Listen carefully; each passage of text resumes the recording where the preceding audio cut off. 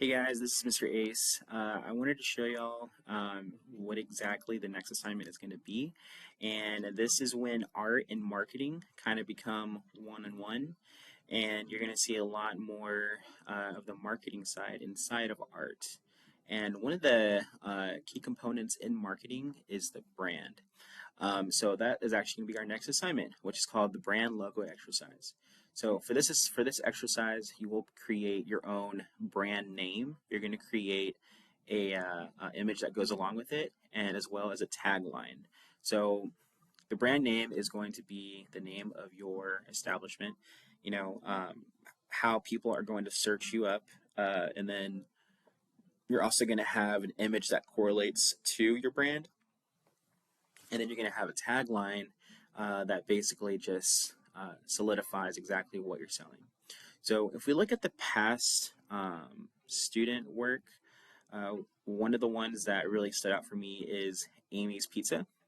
So as you can see, Amy did the colors of pizza, right? So we know that it is a pizza joint. We know it's Amy's Pizza because it says Amy's Pizza. And there's also a pizza that kind of like molds into everything else. Um, you also see a freshly made every day tagline. So we know that Amy's Pizza is freshly made every day, and we know that it's a pizza joint because we see pizza, right? So these are really important. This is a very simple logo, but it's very effective because it's straight to the point. So whenever people look up any kind of names of pizza joints, they're going to automatically see Amy's Pizza. One of the next ones is going to be Gray's Guitars, Find Your Musical Muse. This is also as effective because of the way that Gray was able to put a guitar into the R, but also that um, we know it's a store to find guitars because of the tagline at the bottom saying "Find Your Musical Muse." So um, these very just like simple um, forwarding ways to find your own audiences is very, very important because we could tell exactly what Gray was trying to do, and we could tell exactly what Amy was trying to do. Gray was trying to sell guitars, and Amy was trying to sell pizza. So now that we kind of get the gist, we're going to go straight into it. So I'm going to open up Illustrator.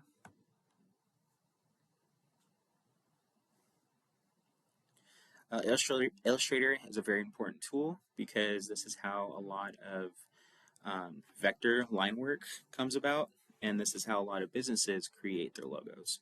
So we're going to click on New File. We're going to make sure that we keep uh, our canvas on the inches panel. And for this specific project, we're going to do 5 by 5. The reason why is because we want to have a small logo. Most logos are actually really, really tiny. They're able to be used on stickers, onto buttons, the bottom of websites, uh, anything that you can think of. So we're also just going to name this brand logo and then like your last name. So and then you click enter. All right, so now we see a 5 by 5 canvas. One of the first things that we want to do is we want to have our go to view. We want to have our rulers up. These rulers are going to help us know exactly where to align our image. We don't want to have our image bleeding out of the page, and we don't want to have it touching anything that it shouldn't, right? We want it just to be perfectly centered so that way that whenever we do print these out, we could know how they're going to look like when they're ready to go. So once you do that, you want to have the rulers out. You also want to make sure that you have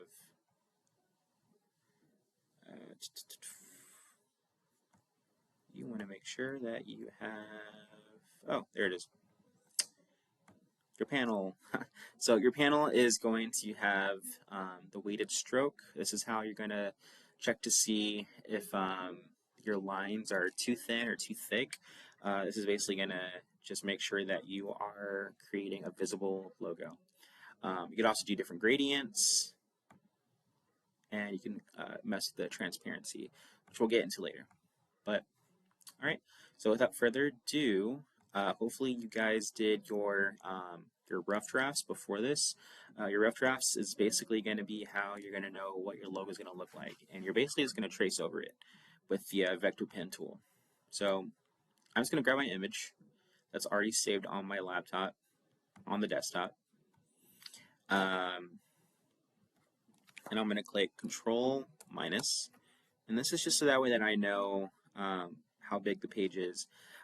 Since I'm already on the rulers tab, I'm going to click on this and I'm going to bring it down, and I am going to do it about like ½ an inch on each side. So I'm doing this just because, like I said, logos are small. We don't want them to be too big because they are going to be printed. My page just about fits it, but I'm going to actually shrink it a little bit longer. So I'm just going to click it, grab this. I'm not just going to freeform it because it's going to mess with the dimensions of it. So if I were to just kind of like go like that, you see how it kind of moves around a little bit. What I'm actually going to do is I'm just going to hold the left button and click Shift, and that basically locks it into place. So I'm just going to drag it down and then recenter it back up. And that looks about centered. So perfect. Now that I have my center, I'm going to click the selection tool, and now it's perfectly on the canvas. So now what I'm going to do is I'm going to utilize my pen tool. So the pen tool creates paths with precision using anchor points and handles. So this is basically just going to be like your tracing tool. So I'm going to click Control plus, and I'm just going to start tracing. So remember, these are all anchors, so whatever I end up doing, it's going to meet back at the very end. So see how I did an anchor right here? See how it says anchor? I'm going to do 1 point to this point, and you're simply just going to keep doing that until you completely go all the way around.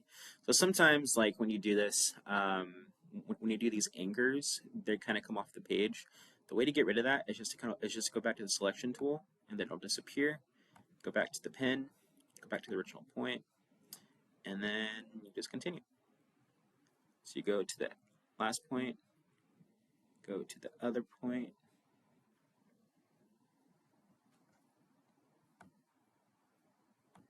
just going to continue. I'm modifying a little bit just because I feel like the cup wasn't as straight as I would like it to be, but it's fine. I'm going to keep doing this until I meet my point.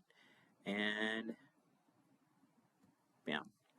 All right, so as you may know, there's no color. So this is fine because what I'm going to do is I'm just going to zoom over here. This is called the fill and stroke. I'm just going to double tap it, go to the black. I'm going to try to have a black and white mug, so I'm not going to try to go too crazy with it. If you go over right underneath the fill and stroke, you'll see a none panel. If you click on that, basically what it does is it gets rid of one color, and you could use one color specifically to make heavier lines. So if you see, if I click on the selection tool, it's just outlined. If I want to bring the weight out a little bit, I'll just click on my panel here, and I'll just kind of zoom it in, bring it in a little bit. That kind of looks more like cartoony, right? So I think I'm actually going to keep that just because I do like the color, the cartooniness of it. I'm going to go back to the pen tool and just do the insides.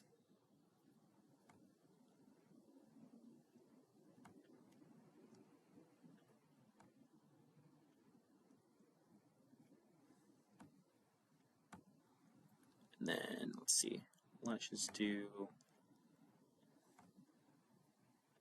the bottom half here.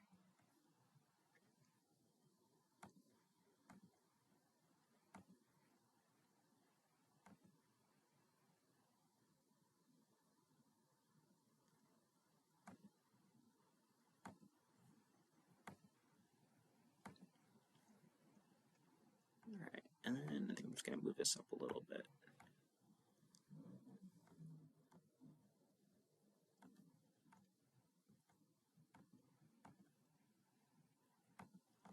All right, so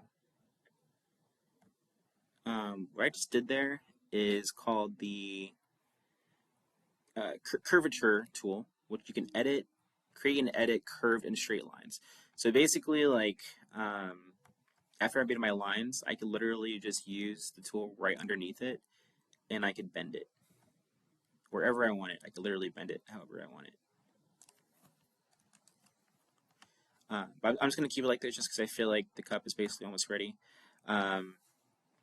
What I'm going to do is, instead of tracing the words, I'm actually just going to type it.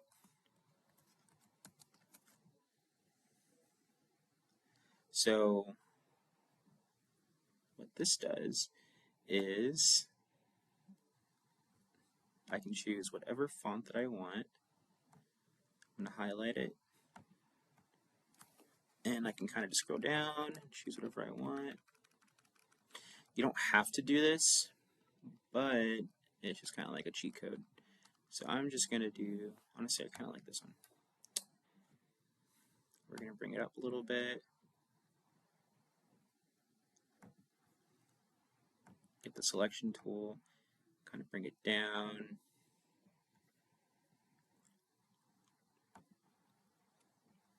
All right, so I have my font. Now we're going to do another one, Ace Cafe.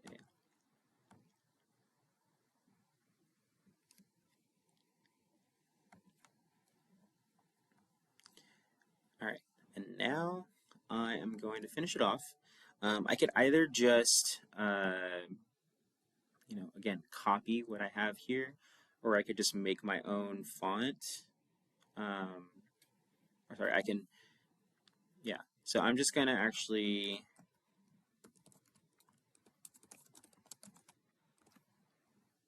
do this, but I think I'm going to change the font because I don't really want it to be the same. I think I'm going to keep it a little more simple. And I'm going to bring it down to probably about like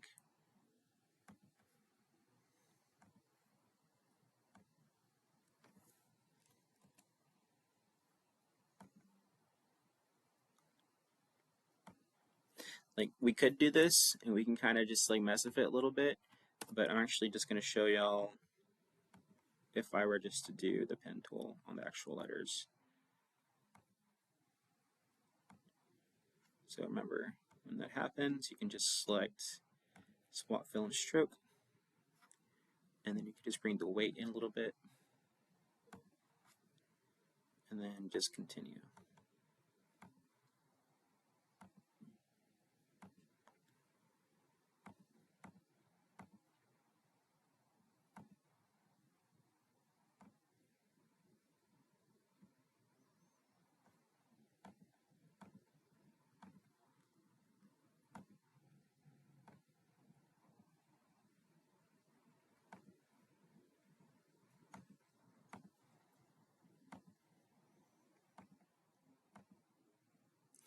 And yeah, like this is just a really cool way to make your own logo. You guys are eventually going to get more into this, and I'm really excited to see the end result. Just make sure to take your time, don't rush it.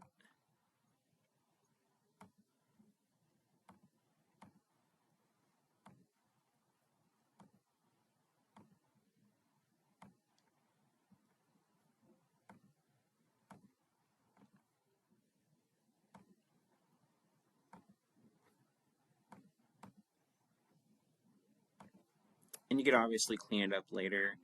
I'm just for the sake of the video, I just want to show y'all the end result.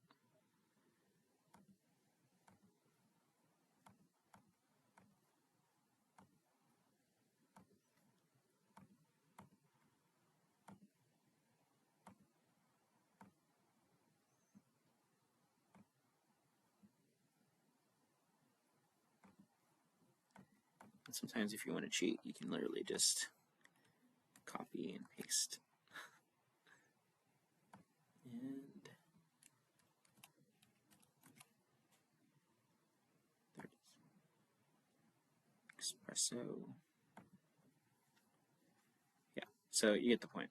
But yeah, so once you just kind of like get everything going, um, you want to make sure to save this um, as a JPEG. But I'll get that in a second. Let me just show y'all the gradient actually before I forget. So I'm gonna select this, and if I want to change the gradient, I literally just can kind of zoom in. If I want it to be whatever color I want.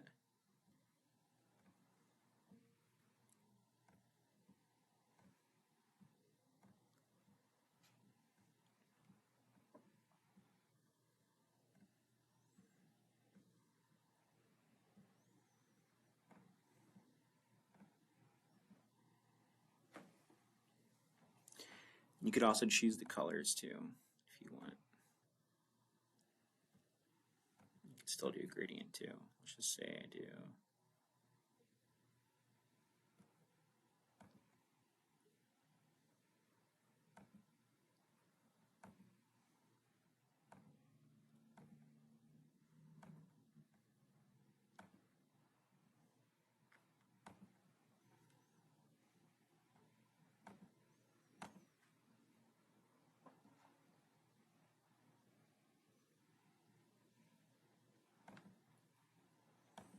Yeah, you can kind of just mess it up however way you want.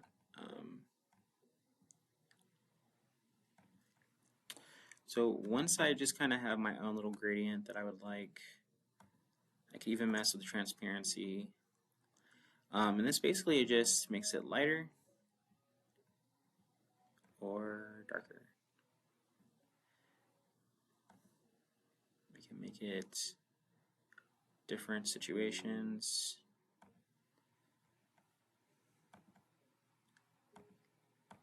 I'm just going to keep it normal for the sake of the project. So once I have everything done, I'm just going to, that's what it looks like right now. Espresso.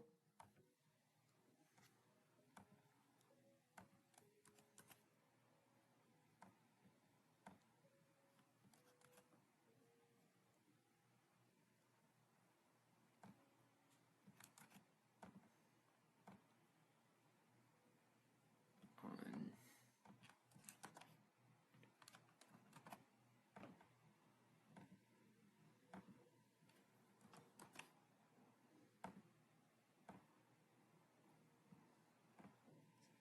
Just make that a little bigger.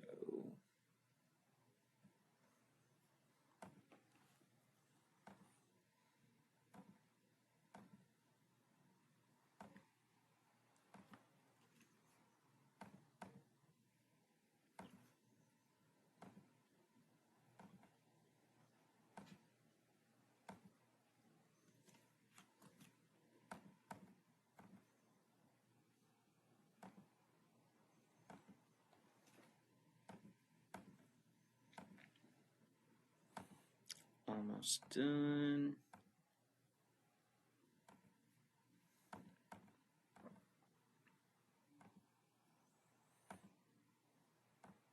But again, like depending on how you create your font, really sets the tone of your professionalism. So because I'm just doing this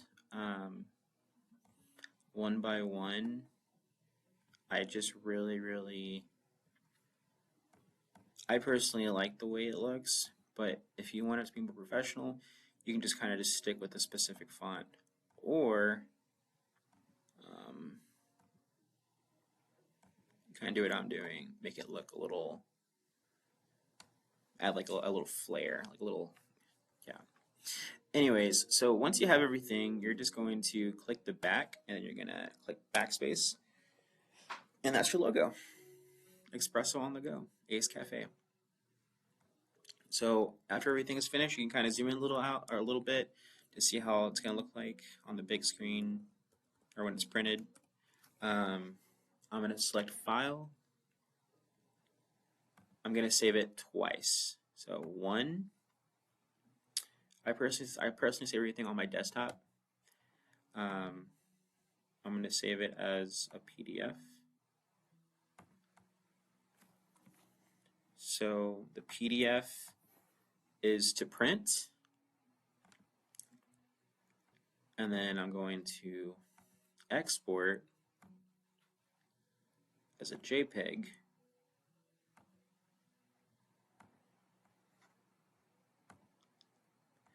And this is going to be so that way that I could transfer the image onto my website or onto anything that I would like to later.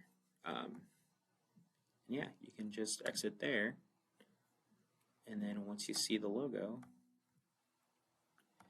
you see it as a JPEG and you see it as a PDF.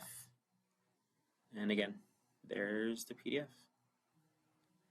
And this is what you would do to print.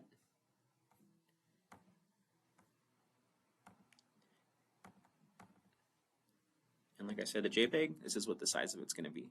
So yeah, so just make sure that you have both of these submitted onto